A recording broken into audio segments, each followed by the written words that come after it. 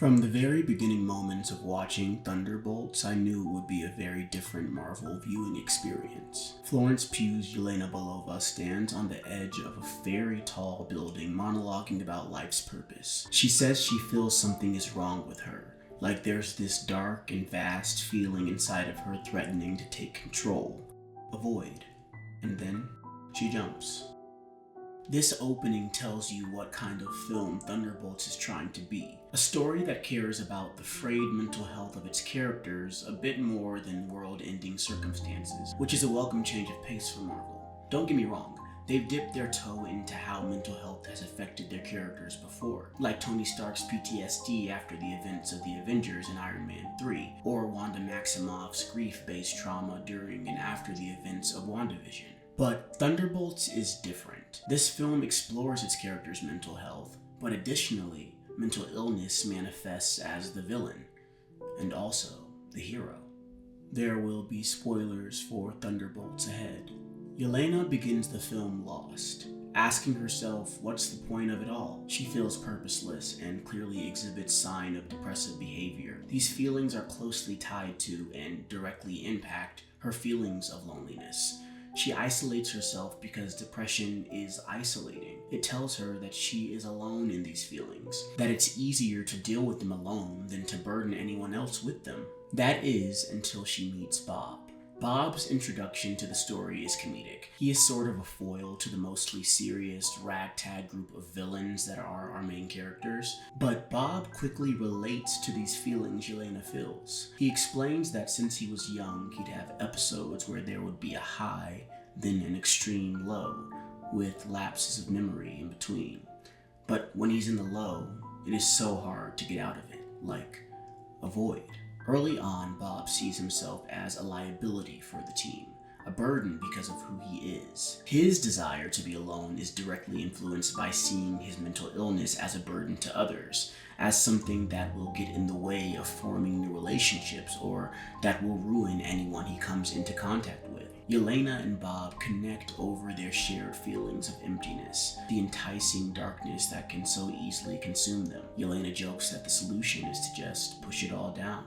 What is so unique about Bob as a character is the person he was before his eventual transformation into a superhero. It's clear that Bob has struggled with mental illness his entire life. It is said that he has struggled with addiction, that his dad was abusive, that his mom also struggled with mental illness. He decided to be a test subject for the Sentry Project to escape all of this. The standard narrative convention of the superhero origin is a person struggling with their newfound abilities. But Bob's struggle has happened even before he got powers. It's happened throughout his entire life. Just as he's had to deal with the highs and lows of depression and mania, it manifests into reality as the Sentry and the Void. The character Mel states, "You put a serum into someone like Steve Rogers, he becomes Captain America. But you do it to someone this unstable, who knows what it did to him?"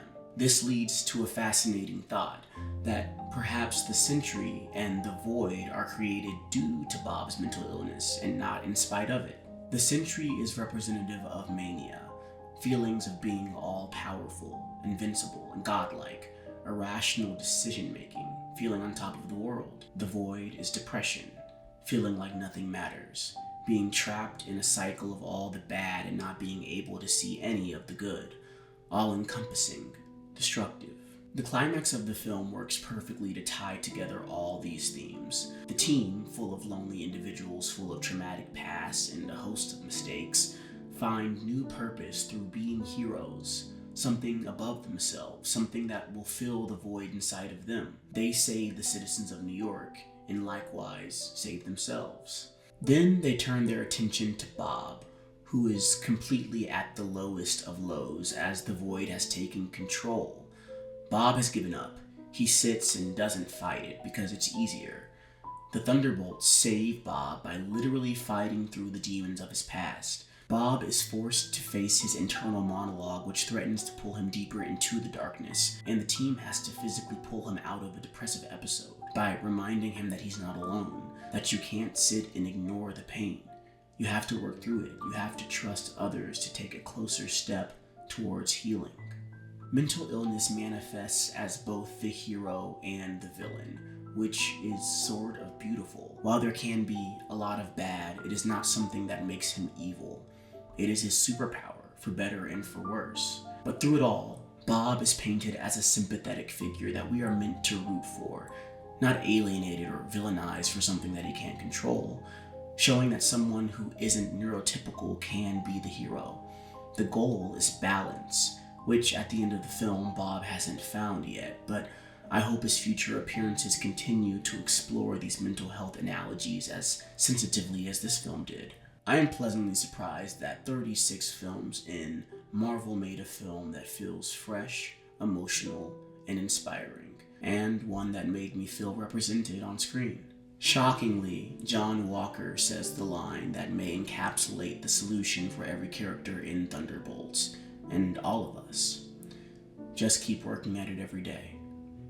Never give up.